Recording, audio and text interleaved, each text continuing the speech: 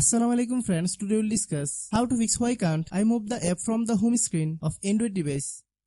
Do you want to move the icon on your Android phone to organize them? Luckily this is an easy process. How to move any app icon to a different place on your phone. If you are new to my YouTube channel, please subscribe. You can see that I can't move the icon on my phone screen from one place to another. First open your phone settings.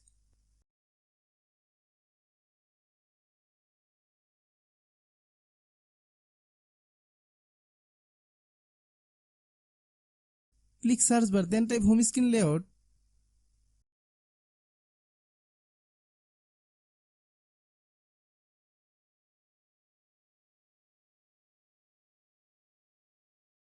Click home screen layout.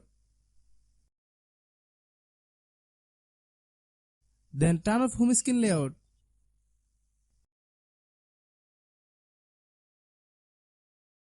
Now you click on home screen. After going to home screen, try to move the icon from one place to another place on the home screen.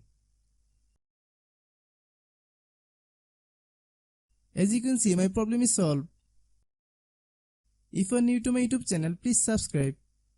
If the video is useful to you, please share it with your friends.